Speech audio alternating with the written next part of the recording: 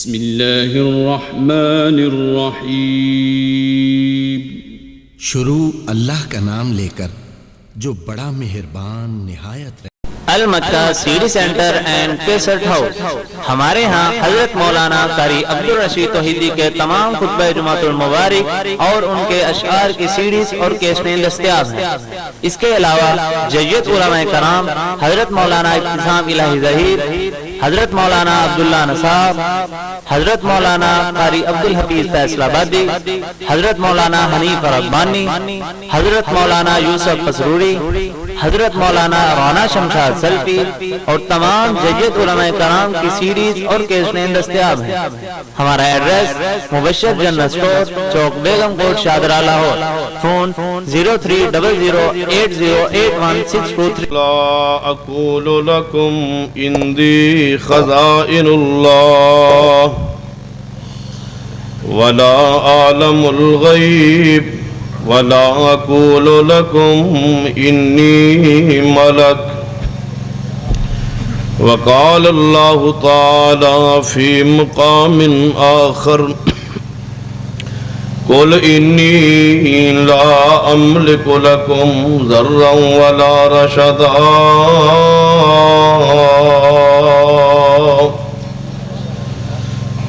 ذوقار علماء کرام، بزرگوں اور دوستو، اسلام دا بنیادی عقیدہ عقیدہ توحید ہے۔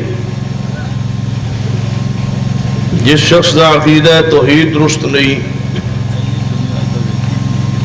ایسے انسان دا کوئی عمل بھی اللہ دے ہاں قبول نہیں۔ رسول رحمت صلی اللہ علیہ وسلم نو عقیدہ توحید دے نال انتہائی عقیدت اور پیار سی۔ آپ نے اپنی ساری زندگی اندر کوئی ایسا جملہ بھی برداشت نہیں فرمایا جو عقیدہ توحید کے منافی ہے۔ صحیح البخاری اندر حدیث سیدنا زید بن حارثہ رضی اللہ تعالیٰ عنہ فرماتے ہیں کہ رسول رحمت صلی اللہ علیہ وسلم اعلان نبوت تو پہلے میں آپ کے ساتھ ساتھ بیت اللہ دا طواف جاری سی، تو بیت اللہ اندر ایک برج سی جس نو نائلہ کیا جاندہ سی۔ میں دوران طواف اس بت نو ہاتھ لگانا چاہیا، چھونا چاہیا، تو آپ نے فرمایا اے زید اس بت نو ہاتھ نہ لگانا۔ فرماندے نے میں آگے گزر گیا، پھر 2-3 چکر تو بعد میں دوبارہ دل کیتا کہ اس بت نو ہاتھ لا، کیونکہ پیغمبر صلی اللہ علیہ وسلم نال میرا تعلق حج و رسالت اور ایمان والا تعلق نیش۔ میں دوبارہ اس بت نو ہاتھ لگانا چاہیا تو آپ پھر دیکھ کے اور فرمایا علم تنہا، اے زید کیا تن روکیا نہیں کہ اس بت نو ہاتھ نہ لگا؟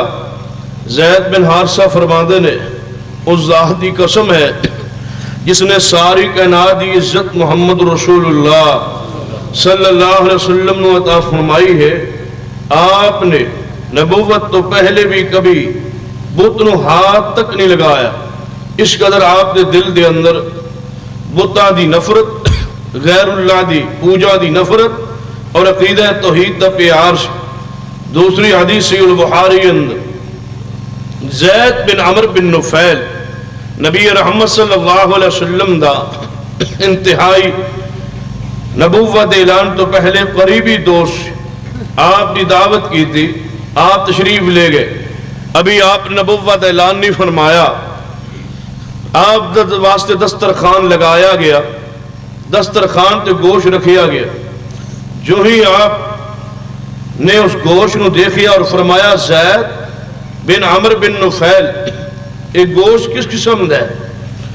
فرمایا محمد صلی اللہ علیہ وسلم ایک گوشت فلاں بت دے نام تے جانور ذبح ہویا ہے، توڑے اکرام و احترام اس گوشت نو پکایا گیا۔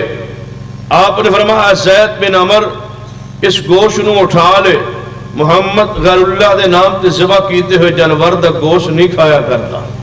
آپ نے عقیدہ توحید دے نال اس قدر عقیدت اور محبت سے کہ ابو نجیح رضی اللہ تعالی عنہ فرماتے ہیں میں زمانہ جاہلیت دے اندر بھی شرک نہیں سی کرتا. میں سنیا یہ روایت صحیح مسلم دے اندر فرماتے ہیں میں سنیا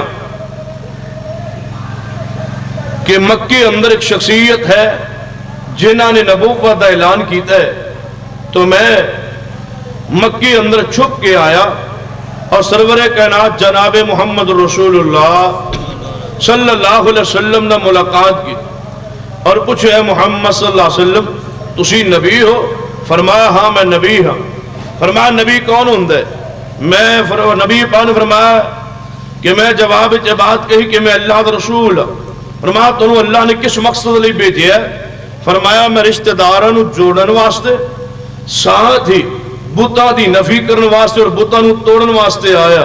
وہ کہنے لگا اے محمد صلی اللہ علیہ وسلم بتاں نوں توڑنا شرک نوں مٹانا بہت بڑا اونچا پلان پروگرام ہے. تھوڑے ساتھ کوئی جتھا کوئی فوج کوئی تنظیم کوئی جماعت ہے؟ تو آپ نے فرمایا ہاں ہاں اے ابو نجیح میرے ساتھ عبد حر و عبد ایک غلام ہے جس نو زید بن حارثہ کیا جاندا ہے اور ایک آزاد ہے جس نو ابو بکر صدیق کیا جاندا ہے. میرے ساتھ صرف دو شخصیات نے ایک زید ہے اور ایک ابو بکر صدیق نے. کہنے لگا دو ساتھیوں نال مل کے کیا اتنا بڑا پروگرام پایا تکمیل تک پہنچ جائے گا؟ آپ نے فرمایا ہاں ہاں اے ابو نجیح دیکھ رہے ایک وقت آئے گا کہ اس دنیا اتے اللہ دی توحید غالب آ کے رہے گی. آج میرے ساتھ ایک دو صحیح لیکن وقت آئے گا وَرَأَيْتَ النَّاسَ يَدْخُلُونَ فِي دِينِ اللَّهِ أَفْوَاجًا کہ اس دین دی اندر فوجہ داخل ہون گیا. اس کا مطلب ہے اگر دو شخص بھی ساتھ ہون عقیدہ توحید نو کھل کے بیان کرنا عقیدہ توحید کی اشاعت کرنا عقیدہ توحید واسطے مر مٹنا عقیدہ توحید نو اپنے عقیدے دی بنیاد بنانا ہر مسلمان تے لازم فرض اور ضروری ہے. اور یقین جانیے اہل حدیث تے جوان اور بوڑھو غور کرنا میری گزارشات تے آج اس اللہ دی زمین تے صرف ایک جماعت آل الحدیث ہے جس دی عقیدے اندر شرک موجود نہیں ہے.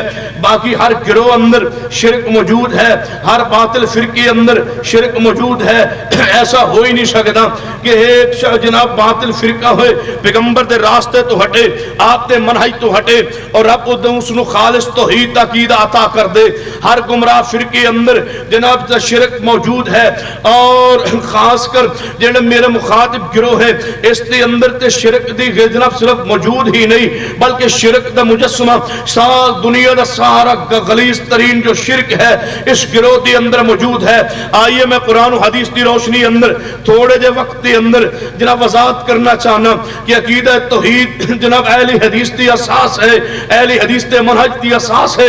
اس عقیدے واسطے اگر جان جاندی ہے تو چلی جائے حالات خراب ہوتے نے ہو جان آگ لگتی ہے تو لگ جائے آگ گوارا ہے بڑک دی اندر بد امنی اور بے سکونی ہوندی ہے ہو جائے گوارا ہے جو مرضی ہو جائے لیکن رب دی توحید دے نال غداری و بے وفائی نہیں ہو سکتی.